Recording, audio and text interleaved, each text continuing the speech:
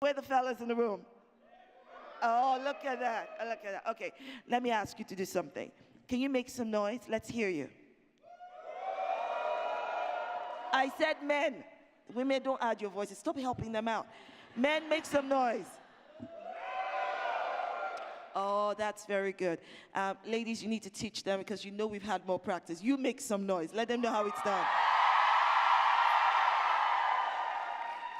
Fellas, no offense. We've had a whole lot more practice than you have. Well, I think beyond doubt, the reason that the project has had any impact and has grown into a movement is the opposite of one. It's the collective voice. It's the fact that hundreds of thousands of people shared their stories, stood alongside each other, spoke out together. And so much of what we're dealing with in this moment, I think, is about that bravery of a collective voice and what that means in terms of shining a light that goes beyond those of us who are able to speak out to those who perhaps aren't, of the strength and solidarity of women standing together and giving one another the courage to begin speaking out about issues that have been silenced for so long. And the Everyday Sexism Project very simply does that. It collects testimonies of any kind of gender inequality. And I thought when I started it that perhaps 50 or 60 people might share their stories, and instead over 100,000 poured in within the first couple of years alone, and that's kind of increased exponentially ever since. And so what started out as an awareness-raising project was able to become more. It was able to reveal something to us because at the time it was the largest data set of those kinds of experiences that had been collected. And we were able to start seeing the connections between them. It's all about connections. We are so often told that these are unrelated problems. Lone wolf, domestic affair, isolated incident. These are the terms used to excuse and erase the crimes of middle-class white men. Yet to anybody paying any attention at all, day after day, week after week, the bigger picture is maddeningly apparent. So these columns grew out of frustration, out of a need to bear witness, to say week after week, look there and there and there again, see the patterns, see the similarities. They grew out of a hope that perhaps by documenting as many as possible of these incidents, of the type that are so often instead ignored, there might be a chance of the bigger picture emerging. And they grew too out of a sense of awe and admiration of the women who fight on tirelessly in spite of everything, striving to join the dots and change the picture. So this book is a labor of anger, yes, and of frustration, but perhaps it's a labor of hope as well. Even when we're hearing 12 million women's stories and experiences, we're still seeing an immediate response of what should she do about it? You know, the two questions I've been asked most frequently by journalists in the last couple of months have been, has Me Too gone too far? And what can women do to prevent this? What should you do when this happens? What can women do to fix it? What can women do to avoid it? And to recognize that we are going beyond individual sexist incidents to misogyny, to something that is ingrained, that I see as part of the world around us, that therefore needs systemic solutions and that cannot be fixed by asking survivors to do that work. That's been the shift for me and the shift that I think perhaps we need to see more widely. Are you feeling ready to kick some ass? Because that's what I'm feeling right now, okay? I'm like, how dare they? How, right? Ask such questions. What are we going to do about it? What the heck? Anyway, don't let me get started on that. I genuinely believe that each one of us is a leader. I genuinely believe that we've got a powerful sphere of influence that we do not tap into. That leadership is within us. But how much do we tap into it? We're waiting for someone to call us a leader before you step up. You're waiting for someone to recognize you as a leader before you show up. You're waiting for LinkedIn to make you an influencer before you recognize that you have the power to influence. The shackles that bind us are the same.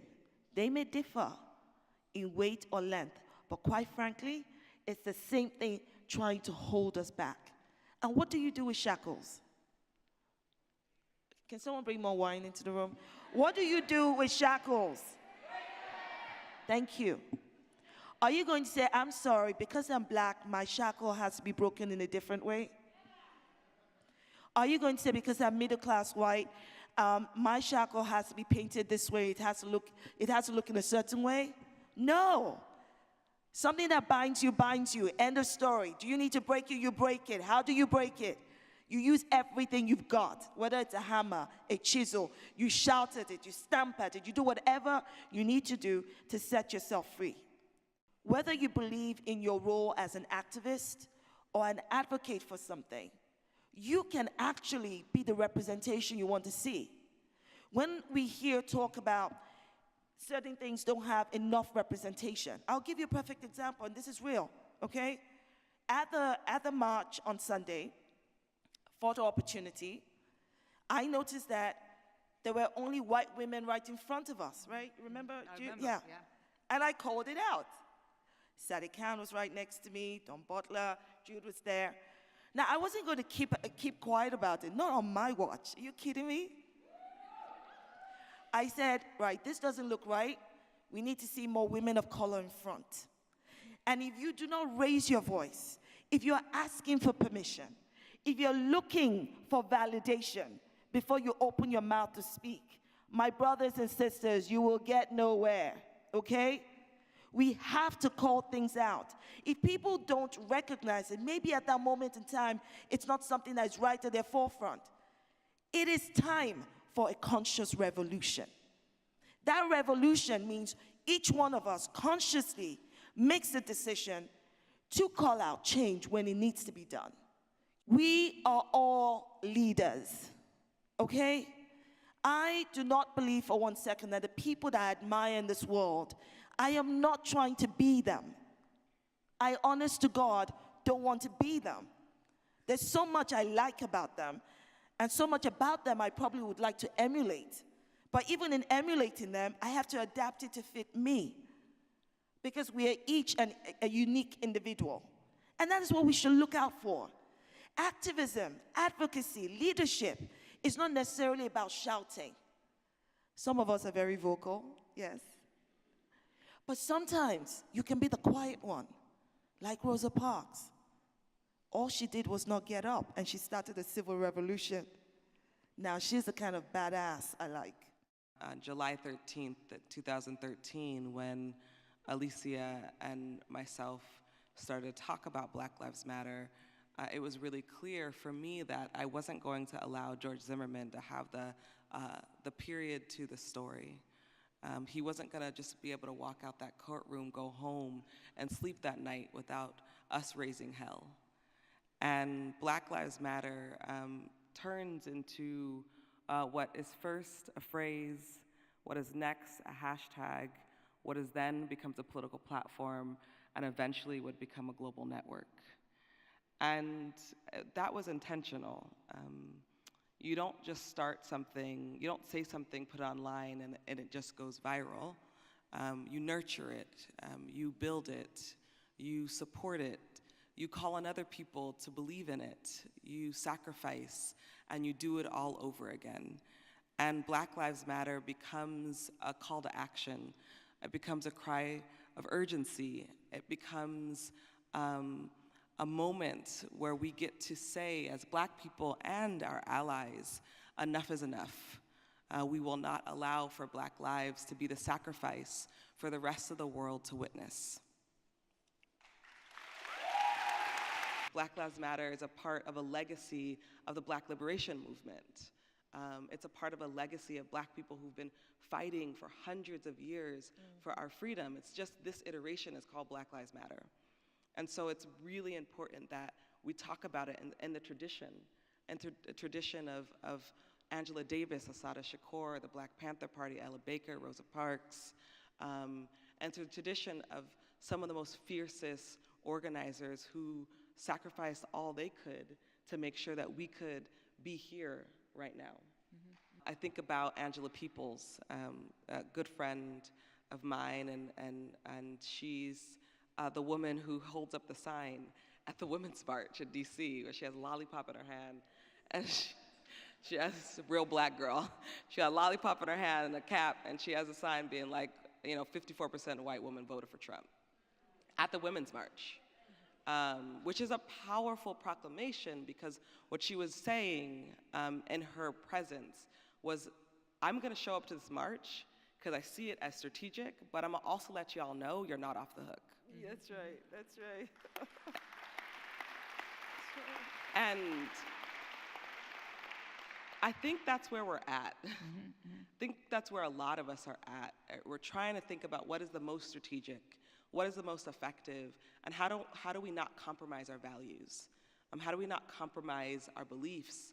And how do we continue to hold people accountable without exhausting ourselves and our emotional labor and feeling like at the end of the day we have to be the teachers, the caregivers, the nurturers for everybody. I think that's an unfair role that many Black women have been put into. And so and so this when we talk about white women voting for Trump, we're really talking about white nationalism winning and white people's fear consuming them so much that they couldn't make a healthy choice, not just for themselves, but the country. And that becomes something way deeper that I myself can't uproot. That's work that white folks have to do, and other white people have to do that work with them. And I think that that's where we're at.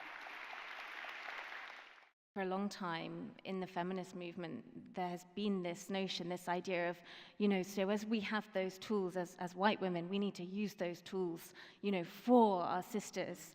And I think what we need to move to, and what I think is slowly starting to be the move that we're seeing now, is no, it's not about using those tools on behalf of our sisters, of disabled women, or of Black women, or of trans women. It's about handing the tools over and stepping back.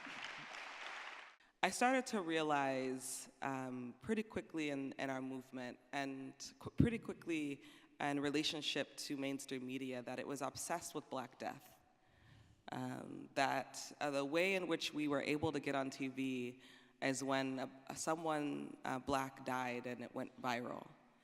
And that the moments where we were experiencing Black joy, where we were loving on each other, holding each other, building community, that wasn't newsworthy. And while I think it's incredibly important that we remember the people that have been killed by the state, I think it's also important that we imagine Black people living, that we imagine us thriving, that we imagine a future and a present where Black people can live our whole, full selves. And that some of the first things that a culture does to strip a people is to take away their imagination. The hoo-hoo and the shouts and the roars, yeah, it means that people are connecting and it's resonating. But you say, I'm not looking at anybody else after we've left the room or we've left the event. I'm thinking about what am I going to do next. When you ask the question, you said you come to these events, and then everybody goes in, well, what happens? Do you know that the four of us sitting on the stage are evidence of what happens when you leave the event? We actually are. No one asked Laura to go start the Sexism Project. Maybe she went to an event where she felt that and she said, I'm going to do something. She started it. No one asked you to start the WOW Festival how many years ago, right? 8, yeah. Yeah. No one asked Patrisse. It is your passion. It is what you feel called to do. It is what you feel compelled to do. I don't need somebody else here to join me for me to walk forward. No, in fact, I don't need you to validate me. If you don't like me, I love you all, by the way. But you have to understand something. It's not necessarily about what we do collectively. It's about what you choose to do individually. As I said earlier, if you start your own journey, let everybody else catch up with you. Because there'll be somebody else thinking exactly what you're thinking, but maybe they've not got their act together to start doing what you're doing. But because you started, they will come join you. But my point is this. After the noise, these 4 women on stage are evidence that something does happen.